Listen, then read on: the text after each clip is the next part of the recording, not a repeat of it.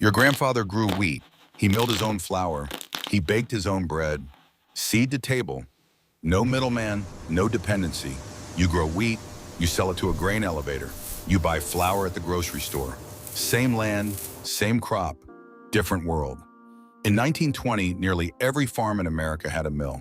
Not a factory, not an industrial operation. A mill. Stone burrs, a wooden frame, wind or water or a small engine turning the wheel. Wow, your great-grandmother knew exactly what went into her flour because she put it there. She knew which field the wheat came from. She knew how long it dried. She knew how fine to grind it for bread versus biscuits versus pie crust.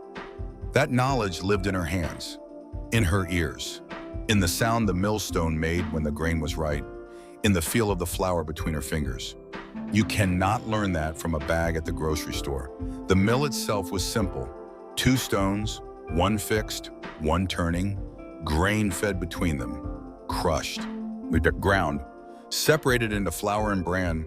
A good farm mill could process 10 bushels an hour, enough flour to feed a family for a month in a single morning's work. And the whole grain flour that came out of those stones was different from what you buy today. Darker, denser, richer in flavor, and richer in everything else. The germ's still in it, the bran's still in it, the oil's still in it. The commercial mill removed all of that to extend shelf life, to improve appearance, to make flour that could sit in a warehouse for 6 months without spoiling. What your great-grandmother milled on Monday was on the table by Thursday. Fresh, whole, alive. The mill wasn't just equipment, it was independence. Bad harvest year? You still had flour. Prices collapse? You still fed your family. Supply chain breaks? You didn't notice. The farm that milled its own grain didn't need anyone's permission to eat. Self-sufficiency wasn't a philosophy, it was survival. And it wasn't just wheat, cornmeal for cornbread, rye flour for winter bread, oats cracked for porridge, barley ground for feed. The farm mill processed everything the land produced and everything the family needed. Your grandfather's neighbors brought their grain too, a few cents per bushel, a small income from a machine he already owned. The mill served the community. The community supported the mill. That's how it worked for 300 years. There were community mills too. Every county had one, sometimes 2. Sometimes 3. The miller was a known man, a trusted man. He took a small portion of every farmer's grain as his payment. The miller's portion, they called it, fair, transparent, agreed upon, understood by both sides. The farmer knew the miller knew the farmer. The baker knew them both. A chain of people who knew each other, who depended on each other, who were accountable to each other. Your flour had a face behind it. Your bread had a story. Then came the commercial mills. In 1930s, 1940s, industrial scale, steel roller mills replacing stone burrs. The flour was whiter, the texture was finer, the price was lower, and the government helped. Wartime contracts, standardized specifications, military procurement requiring uniform flour from certified facilities. The small mill couldn't meet the standards, not because the flour was worse, because the paperwork was different. And your grandfather made a reasonable decision. Why fight the system when the commercial mill does it cheaper? Reasonable, logical. Yeah, the beginning of the end. The farm mills started disappearing. First, the neighbors sold theirs. Then the co-op stopped carrying millstone parts. Then the mechanic who knew how to true a millstone retired and didn't train anyone. One by one, quietly, without ceremony. By 1960, most farm mills were gone, sold for scrap, abandoned in barns, forgotten behind broken equipment and old fence posts. Some farms still had them, sitting, quiet, waiting for someone who remembered how. But that someone was getting older and not passing it on. Nobody forced your grandfather to stop milling. The economics did it. The convenience did it. The regulations did it. The slow disappearance of everyone who knew how did it. Each decision was reasonable. Each decision made sense at the time. Stop maintaining the mill. Save $60 a year. Buy commercial flour. Save 3 hours a week. Sell the grain to the elevator. Get paid immediately. Reasonable, reasonable, reasonable. Together, well, they built a wall between the farmer and his own product. Brick by brick, year by year, decision by decision. By the time the commercial mills raised their prices, the knowledge was gone. The equipment was gone. The option was gone. You couldn't go back, even if you wanted to, even if the numbers said you should. The infrastructure that supported small farm milling had been quietly dismantled, not by law, not by force, by 1,000 small decisions that each seemed reasonable. Today you grow wheat worth $4 a bushel. The grain elevator takes it, the commercial mill buys it, the processor packages it, the distributor ships it, the grocery store sells it. 5 middlemen between your field and your table. Your grandfather had 0. The financial math is simple.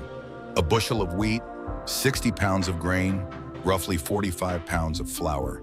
Your grandfather sold that flour from his own mill, locally, directly, at retail prices. More $1 a pound in 1950 money. Adjusted for inflation, that's $12 a pound today. 45 pounds of flour, $540. From 1 bushel of wheat, you sell that same bushel to the grain elevator. $4, wholesale. Take it or leave it. That 45 pounds of flour at the grocery store today costs $32. You received 4. Someone else received 28. From your wheat, from your land, from your labor. Your grandfather kept the 540. You kept the 4. Same bushel, same 60 pounds, same land, different position in the chain. But here is what nobody says. Your grandfather didn't just mill flour. He milled control. Control over his price. Control over his product. Control over his customer. Control over his livelihood. He knew the baker in town. The baker knew him. When the crop was good, the price was fair. When the crop was hard, there was a conversation, not a market price, a relationship, a handshake, an understanding between 2 men who needed each other. When that mill stopped turning, the relationship ended.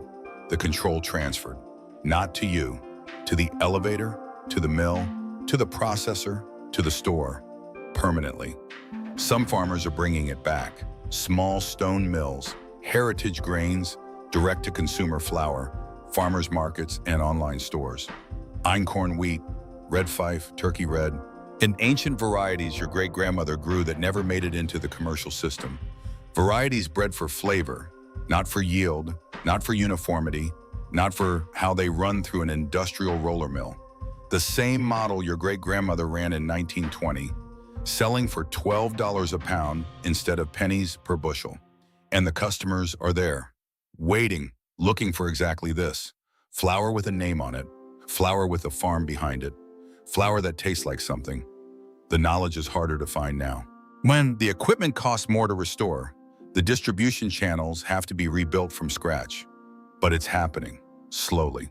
Farm by farm, mill by mill. The math still works, it always worked. We just forgot. Your grandfather grew the grain, he milled the grain, he sold the flour, he kept the margin. He was a farmer and a manufacturer and a merchant. All 3, at the same time, on the same land, somewhere between his generation and yours. Then farming became growing commodity, not producing food, growing inputs for someone else's product, not feeding your community. The farmer became the first link in a chain he no longer controlled. The lowest paid link, the most exposed link, the link that carries all the weather risk and soil risk and market risk, but keeps the smallest margin. The mill didn't just disappear from the farm. The farmer's place in the food chain disappeared with it, from producer to raw material supplier. Well, from food maker to commodity grower. 1 mill at a time, 1 generation at a time. Did your family ever have a mill? Do you know what happened to it? Is there still one standing somewhere on your property? Silent in a barn corner, stone still good, waiting? Does anyone in your county still mill their own grain? Does anyone remember the miller's name? Tell us below, because if we're going to understand what farming lost, we need to count what disappeared. Mill by mill, farm by farm, a generation by generation. Share this with a farmer who remembers. or one who never knew there was another way.